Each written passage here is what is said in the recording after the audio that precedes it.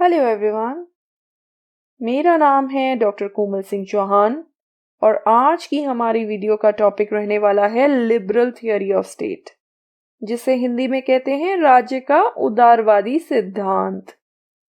इसमें हम समझने वाले हैं कि लिबरल थियोरी क्या होती है, क्या इसके डिफरेंट व्यू पॉइंट्स हैं, लिबरल थियोरी ऑफ स्टेट के फीचर्स क्या हैं और इनका क्या सिग्निफिकेंस और क्रिटिसिज्म है।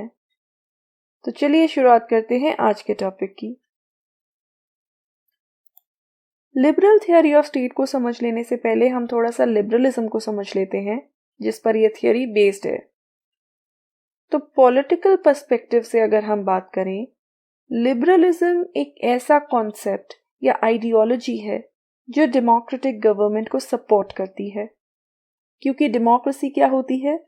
It is the government of the people, by the people and for the people. Abraham Lincoln का ये कोट तो आपको याद ही होगा।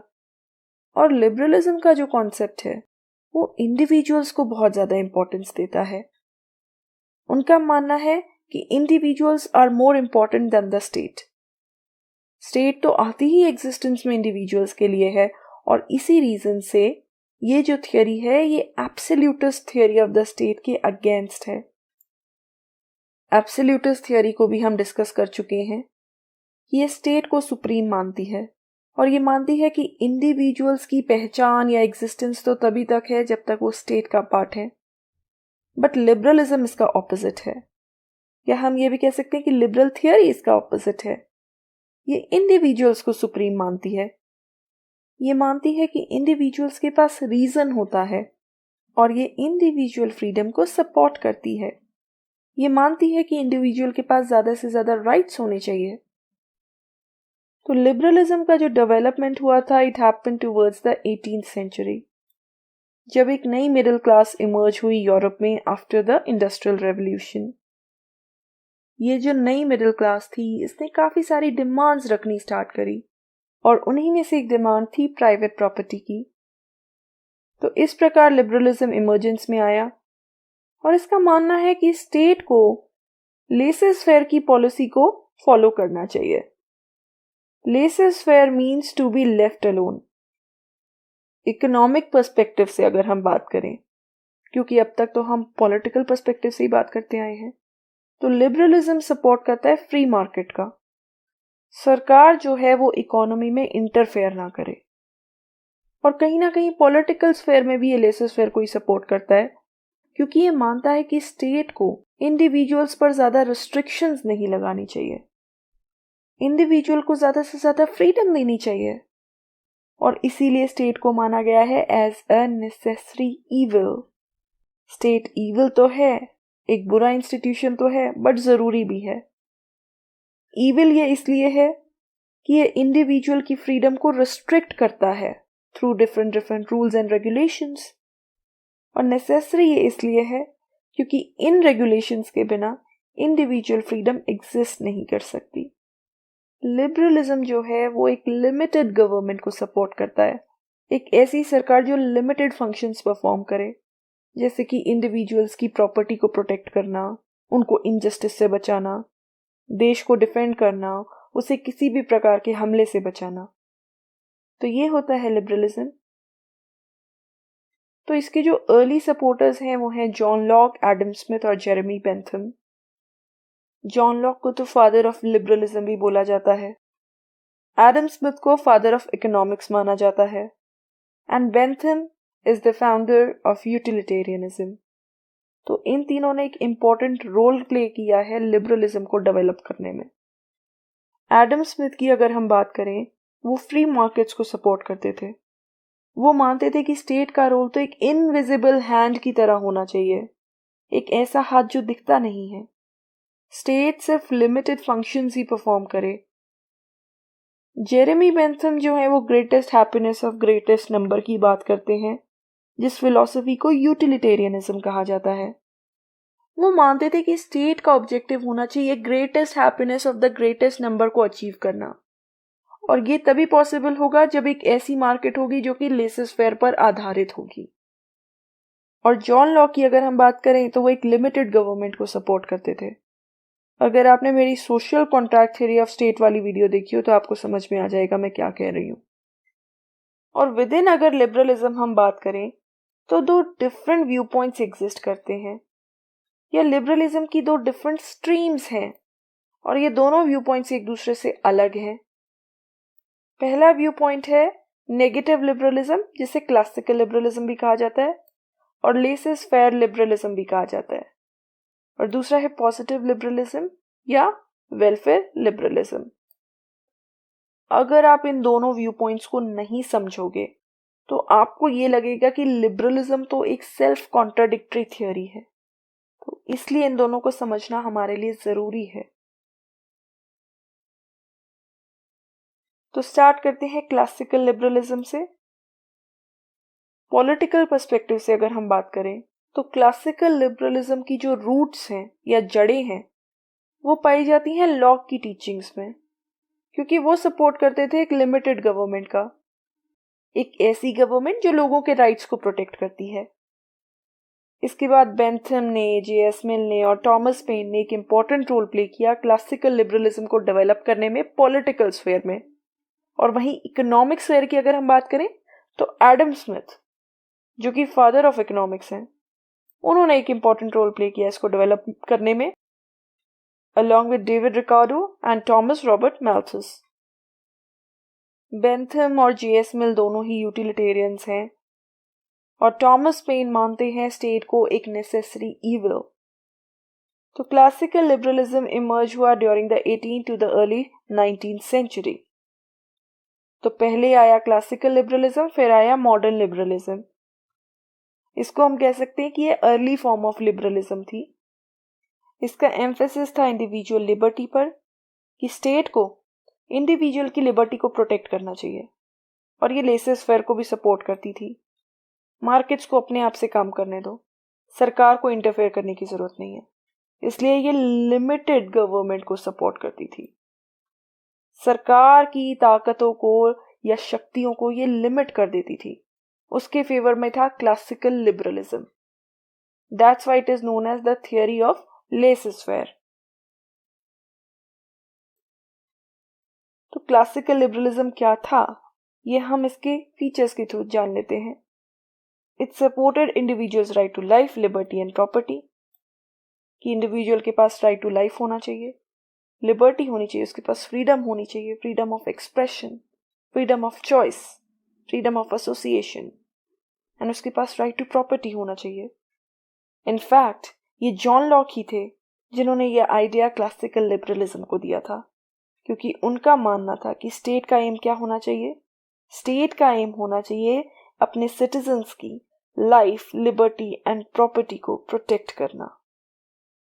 And that's why he is known as the father of liberalism.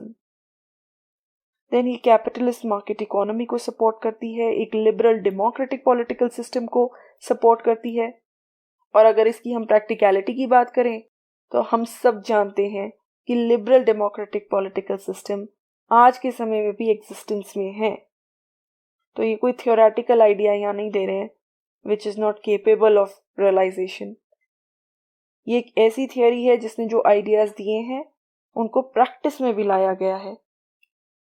ये लिमिटेड गवर्नमेंट को support करती है, रूल ऑफ लॉ को सपोर्ट करती है, which means everybody is equal before the law and the law does not discriminate against anyone. कोई धर्म, कोई इंस्टीट्यूशन लॉ से ऊपर नहीं है। प्राइवेट प्रॉपर्टी को ये सपोर्ट करती है, ये ऐसा नहीं मानती कि प्राइवेट प्रॉपर्टी को अबॉलिश कर देना चाहिए। एंड इंडिविजुअल के पास फ्रीडम होनी चाहिए कॉन्ट्रैक्ट्स में एंटर होने की। और क्लासिकल लिबरलिज्म ने लिबर्टी को कैसे डिफाइन किया है, इन्होंने डिफाइन किया लिबर्टी को as the absence of restraints और the absence of interference. State individuals के मैटर्स में इंटरफेयर ना करे, इसी को कहा जाता है नेगेटिव लिबर्टी। और इसीलिए पोजेसिव इंडिविजुअल के कॉन्सेप्ट को भी सपोर्ट करती है, जो कि मानता है कि एक इंडिविजुअल सेल्फ सफिशिएंट है, रीजनेबल है, उसके पास रीजन है, लॉजिक है, उसे पता है क्या सही है उसके लिए, क्या नहीं सही है उसके लिए। तो इसलिए उसको अकेला छोड़ देना चाहिए, वो अपने लिए डिसीजंस खुद से ले सकता है। and he owes nothing to the society. अपना मालिक वो खुद ही है. साथ ही साथ it considered state as a necessary evil, जो कि मैं बता चुकी हूँ. And it also supports laissez-faire economy. अगर स्टेट इकोनॉमिक स्फेयर में इंटरफेयर नहीं करेगा तो उससे प्रॉस्पेरिटी आएगी एक सोसाइटी में. तो ये था क्लासिकल लिबरलिज्म. लेकिन इसमें कुछ कमियां थी और इसके कुछ आइडियाज को चैलेंज किया गया, जिसकी वजह से एक नया व्यू पॉइंट इमर्ज हुआ और वो था मॉडर्न लिबरलिज्म. 20वीं शताब्दी में क्या होता है, क्लासिकल लिबरलिज्म को चैलेंज मिलने लगता है. उसके जो कोर आइडियाज हैं उनको चैलेंज मिलने लगता है, स्पेशली जो उनका कॉन्सेप्ट है लेसेस फेयर मार्केट का या नेगेटिव लिबर्टी का. क्योंकि इससे क्या हो रहा था कि कैपिटलिस्ट इकोनॉमी को तो बूस्ट मिल रहा था, लेकिन जो वर्किंग क्लास थी उसको फायदा नहीं पहुंच रहा था, उसको नुकसान हो रहा था. इनइक्वालिटी बढ़ रही थी सोसाइटी में, इकोनॉमिक हार्डशिप्स बढ़ रही थी, वर्किंग कंडीशंस खराब थी. तो लेबर क्लास जो है वो इन सब प्रॉब्लम से जूझ रहा था. इस वजह से क्लासिकल लिबरलिज्म को एक बहुत स्ट्रॉन्ग चैलेंज मिला और ऐसा माना जाने लगा कि अब तो क्लासिकल लिबरलिज्म खत्म है, या इनफैक्ट अब तो लिबरलिज्म खत्म है, लिबरलिज्म फेल हो गया है. वर्किंग क्लास का तो हाल ही बुरा है, उनके पास कोई इकोनॉमिक फ्रीडम नहीं है, कोई पॉलिटिकल लिबर्टी नहीं है. दूसरी तरफ से मार्क्सिज्म आ रहा था जो वर्किंग क्लास की बात करता था, उनके इंटरेस्ट की बात कर रहा था. तो ऐसे में क्या इमर्ज होता है, ऐसे में इमर्ज होता है एक नया view point of liberalism which is known as the modern liberalism. इसको वेलफेयरिज्म भी बोला जाता है, पॉजिटिव लिबरलिज्म भी बोला जाता है और वेलफेयर लिबरलिज्म भी बोला जाता है, क्योंकि ये स्टेट के प्रति एक पॉजिटिव एटीट्यूड रखता था. ये स्टेट इंटरवेंशन को सपोर्ट करता था, स्टेट इंटरवेंशन के अगेंस्ट नहीं था जैसा कि क्लासिकल लिबरलिज्म करता था. और ये पॉजिटिव लिबर्टी के कॉन्सेप्ट को सपोर्ट करता था instead of negative liberty. Negative liberty का मतलब था द एब्सेंस ऑफ रिस्ट्रेंट्स, लेकिन पॉजिटिव लिबर्टी क्या मानती थी कि liberty is not just absence of restraints और the absence of interference, but the condition of self development and moral development. इसका मतलब ये है कि इंडिविजुअल के मैटर्स में स्टेट किसी भी प्रकार से इंटरफेयर ना करे. ये लिबर्टी नहीं होती, बल्कि लिबर्टी ये होती है कि स्टेट ऐसी कंडीशंस क्रिएट करे जिनके थ्रू एक इंडिविजुअल का विकास हो सके, एक इंडिविजुअल अपने आप को डेवलप कर सके, उसका नैतिक विकास हो सके. और इसके जो मेन प्रोपोनेंट है वो है जीएस मिल और टीएच ग्रीन. जीएस मिल ही थे जो पॉजिटिव और नेगेटिव लिबर्टी के कॉन्सेप्ट को लाए. पहले तो मिल लेसेस फेयर इंडिविजुअलिज्म को सपोर्ट करते थे, बट लेटर ऑन उन्होंने अपना स्टैंड थोड़ा चेंज कर लिया क्योंकि आसपास के हालात बदल रहे थे. अब उन्होंने ये माना कि ऐसे कुछ एरियाज होने चाहिए जिसमें स्टेट इंटरफेयर कर सके इंडिविजुअल्स के मैटर में. तो उन्होंने दो तरह के एक्शंस बताए. पहले होते हैं सेल्फ रिगार्डिंग एक्शंस, यानी कि ऐसे एक्शंस जिनका प्रभाव इंडिविजुअल पर ही पड़ता है, किसी और पर नहीं पड़ता है. और दूसरे एक्शंस होते हैं अदर रिगार्डिंग एक्शंस, जो कि दूसरों को अफेक्ट करते हैं. तो उनका मानना था कि जो अदर रिगार्डिंग एक्शंस हैं, ऐसे एक्शंस में स्टेट को इंटरफेयर करना चाहिए. तो इसी प्रकार वो मॉडर्न लिबरलिज्म या पॉजिटिव लिबरलिज्म के भी सपोर्टर बन गए. टीएच ग्रीन भी इसके सपोर्टर हैं क्योंकि वो मानते थे कि state should play a positive role. ऐसी कंडीशंस क्रिएट करे स्टेट जिसके थ्रू एक इंडिविजुअल अपनी फ्रीडम को एक्सरसाइज कर सके. And in fact T H Green एक ऐसे थिंकर हैं जिन्हें आइडियलिस्ट लिबरलिस्ट माना जाता है, क्योंकि वो आइडियलिस्ट थियरी ऑफ स्टेट को भी सपोर्ट करते थे और वो लिबरलिस्ट थियरी के भी सपोर्टर हैं. तो बात करें मॉडर्न लिबरलिज्म की, तो इसका ऑब्जेक्टिव था कि एक बैलेंस एस्टैब्लिश किया जाए between liberty and equality and economic freedom. जो क्लासिकल लिबरलिज्म था वो लिबर्टी की बात ज्यादा करता था, इक्वालिटी की बात नहीं करता था. इसकी वजह से सोसाइटी में इनइक्वालिटी बढ़ रही थी, वर्किंग क्लास जो है वो सफर कर रही थी. लेकिन मॉडर्न लिबरलिज्म का प्रयास था कि एक बैलेंस एस्टैब्लिश किया जाए. इसने इक्वालिटी पर भी फोकस किया along with the economic freedom. और इसी इक्वालिटी को सपोर्ट करने के लिए जो कॉन्सेप्ट है वो आया वेलफेयर स्टेट का। जैसा कि मैंने पहले बताया कि मॉडर्न लिबरलिज्म या वेलफेयरिज्म स्टेट इंटरफेरेंस के अगेंस्ट नहीं था। ये स्टेट को एज अ नेसेसरी इविल नहीं मानता था, बल्कि ये स्टेट को एक ऐसी एजेंसी मानता था जो कि कॉमन गुड के लिए या पब्लिक गुड एंड वेलफेयर के लिए कार्य करे।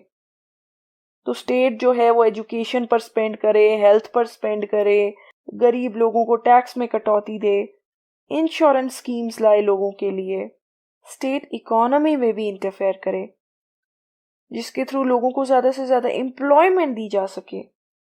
तो ये स्टेट का एक पॉजिटिव रोल एज्यूम करती थी instead of a negative role, and that's why it encourage the state intervention. यहाँ पे ये बिल्कुल अलग हो गई क्लासिकल लिबरलिज्म से, बल्कि ये तो कहती थी कि स्टेट इंटरवेंशन को इंकरेज करना चाहिए ताकि सोसाइटी में जो इकोनॉमिक डिस्पैरिटीज हैं, जो इनइक्वालिटीज हैं, उनको दूर किया जा सके और ऐसी कंडीशंस क्रिएट की जाएं जिसके थ्रू एक इंडिविजुअल का डेवलपमेंट हो सके, इंडिविजुअल का विकास हो सके, चाहे वो सेल्फ डेवलपमेंट हो या मॉरल या नैतिक विकास हो। फ्री मार्केट के खिलाफ था। ये मानता था कि सरकार को रेगुलेट करना चाहिए इकोनॉमी को, जिनके थ्रू सोसाइटी में इकोनॉमिक इनइक्वालिटी को कम किया जा सके। जैसे कि सरकार मिनिमम वेजेस फिक्स कर सकती है, वर्किंग आवर्स को फिक्स करवा सकती है। तो इस तरीके से मॉडर्न लिबरलिज्म क्लासिकल लिबरलिज्म से बिल्कुल अलग था। ये दो डिफरेंट व्यू पॉइंट्स हैं जो लिबरलिज्म में एग्जिस्ट करते हैं, और इनफैक्ट मॉडर्न लिबरलिज्म को भी चैलेंज मिला और उससे इमर्ज हुआ नियो लिबरलिज्म, जिसको हम अपनी अगली वीडियो में समझने वाले हैं।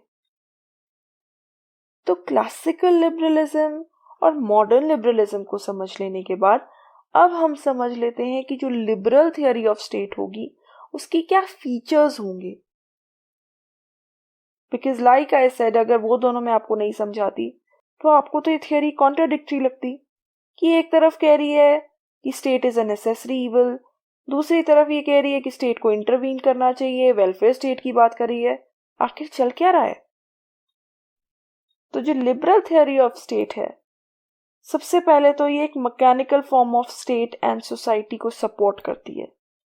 ये मानती है कि स्टेट एंड सोसाइटी ह्यूमन की या इंसानों की एक क्रिएशन है, ये कोई डिवाइन क्रिएशन नहीं है। तो यहाँ ये डिवाइन थियरी के अगेंस्ट है।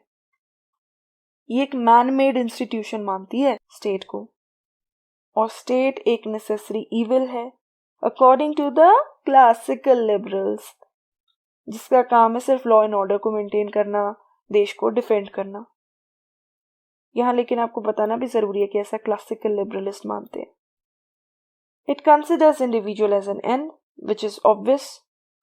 स्टेट और सोसाइटी तो सिर्फ एक जरिया है या माध्यम है। इंडिविजुअल जो है वो सेंट्रल थीम है लिबरलिज्म का, ये आपको याद रखना है। It gives recognition to the natural form of individuals rights.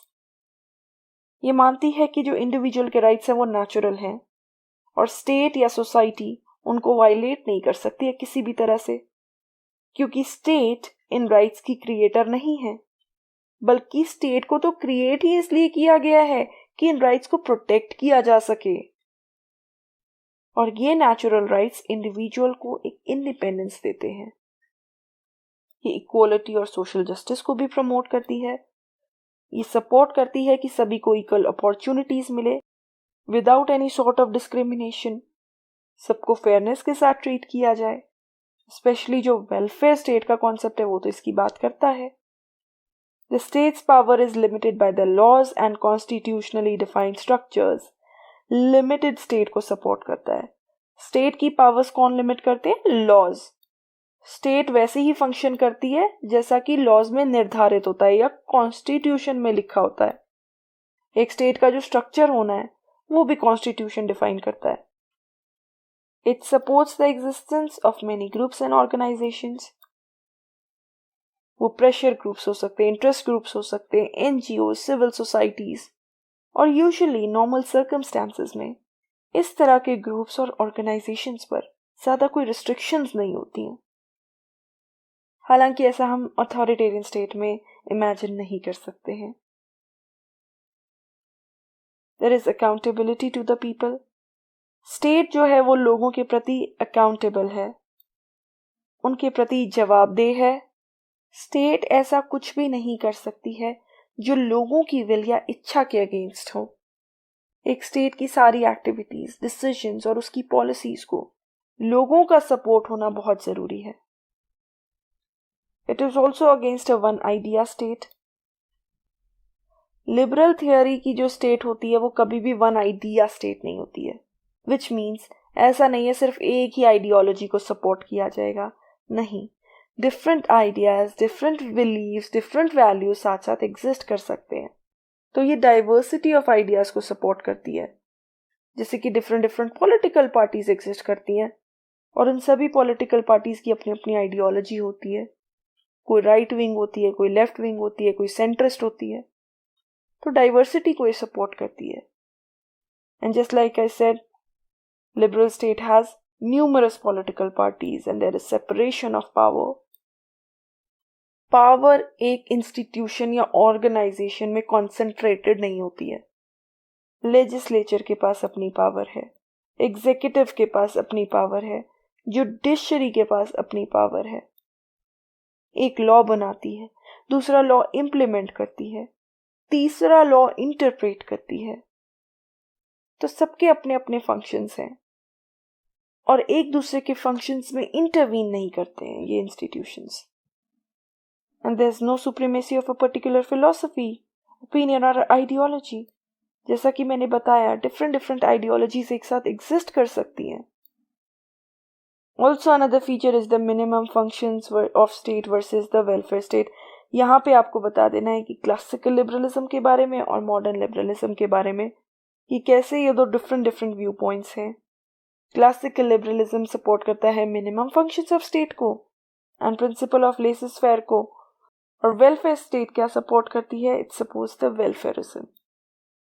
तो ये थी liberal theory of state. Now let's understand कि इसे किस किस बेसिस पर क्रिटिसाइज किया है। सबसे पहला जो क्रिटिसिज्म है of the liberal theory is that it tends to favour the wealthy and the powerful. ये भी कहा जाता है कि ये तो कैपिटलिस्ट क्लास की थियरी है। इसके जो आइडियाज हैं, स्पेशली जो क्लासिकल लिबरलिज्म के आइडियाज हैं, वो सिर्फ और सिर्फ वेल्दी और पावरफुल लोगों को सपोर्ट करते हैं। Another is that state is not a necessary evil. यहाँ हम जो क्लासिकल व्यू पॉइंट है उसको क्रिटिसाइज कर रहे हैं। नहीं, स्टेट एक नेसेसरी इविल नहीं है, बल्कि स्टेट तो एक एजेंसी है जो लोगों के वेलफेयर के लिए वर्क करती है। It is often accused of promoting inequality, जो कि वर्किंग क्लास ने क्लासिकल लिबरलिज्म पर आरोप लगाया था कि ये इनइक्वालिटी को प्रमोट करता है। तो ये आपको बताना जरूर है कि क्लासिकल लिबरलिज्म को अक्यूज किया गया है and it has also been blamed for widening the gap between the rich and the poor, क्योंकि ये स्टेट इंटरवेंशन के अगेंस्ट है। अगर कोई पुअर होता भी जा रहा है, स्टेट को कुछ करने की जरूरत नहीं है। कोई रिच होता जा रहा है, स्टेट को कुछ करने की जरूरत नहीं है। जैसा चल रहा है वैसा चलने दो। रिच अगर एक्सप्लॉइट कर रहे हैं पुअर को तो करने दो, स्टेट का तो ये कोई काम ही नहीं इंटरफेयर करने का। वहीं मार्क्सिस्ट ने भी इसे क्रिटिसाइज किया है इन्हीं सेम बेसिस पर। लेसेस फेयर का आइडिया देके ये सपोर्ट कर रही है इस बात का कि रिच रिच होते जाएं और पुअर पुअर होते जाएं, और ये जो इनइक्वालिटी बढ़ रही है उसकी रियलिटी को इग्नोर करती है। Also, the open competition is harmful to the weaker sections. Economics fair में लिबरल थियरी सपोर्ट करती है ओपन कंपटीशन को, कि सारे बिजनेसेस ओपनली compete करें। स्टेट किसी भी प्रकार से किसी भी कंपनी को कोई प्रोटेक्शन नहीं देगी। तो अगर एक फॉरेन कंपनी है और एक डोमेस्टिक कंपनी है, वो आपस में मार्केट में compete करें। ऐसा नहीं है स्टेट किसी भी प्रकार का कोई फेवर देगा डोमेस्टिक कंपनी को। तो ऐसा माना जाता है जो ये ओपन कंपटीशन है, ये सर्वाइवल ऑफ द फिटेस्ट की थियरी पर आधारित है। वही लोग सर्वाइव करते हैं जो फिटेस्ट हैं, और इससे जो वीकर सेक्शन है उसको नुकसान है, क्योंकि वो उनसे प्रॉपर्ली compete नहीं कर पाएंगे, वो पिछड़ जाएंगे। तो इन बेसिस पर लिबरल थियरी ऑफ स्टेट को क्रिटिसाइज किया गया है। वहीं लिबरल थियरी ऑफ स्टेट की सिग्निफिकेंस ये है that it is against the concept of absolute state. निरंकुश राज्य के कॉन्सेप्ट के अगेंस्ट है। जो कि स्टेट को एक एंड मानती है और इंडिविजुअल्स को एक मीन मानती है। लेकिन लिबरल थियोरी ऐसी नहीं है। लिबरल थियोरी जो है वो ह्यूमंस को एज एन एंड मानती है। ये भी मानती है कि स्टेट क्यों एग्जिस्टेंस में आती है, ह्यूमन के राइट्स को प्रोटेक्ट करने के लिए। साथ ही इंडिविजुअल फ्रीडम को सपोर्ट करती है और पॉजिटिव लिबर्टी को सपोर्ट करती है। स्टेट ऐसी कंडीशंस क्रिएट करे जिसके थ्रू इंडिविजुअल्स का विकास हो सके। And it also emphasizes on freedom. साथ ही it supports the idea of welfare state, जिसका वेलफेयर व्यू पॉइंट है। ये कहता है कि स्टेट को इंटरवीन करना चाहिए, इंटरफेयर करना चाहिए वेलफेयर के कार्य करने के लिए। तो हम इसमें ये बता सकते हैं कि लिबरलिज्म को क्रिटिसाइज तो बहुत ज़्यादा किया गया, लेकिन लिबरलिज्म ने उन चैलेंजेस को सुना, उन्हें दूर करने की कोशिश की थ्रू मॉडर्न लिबरलिज्म। तो ये था हमारा आज का टॉपिक, जिसमें हमने समझा लिबरल थियोरी ऑफ स्टेट को।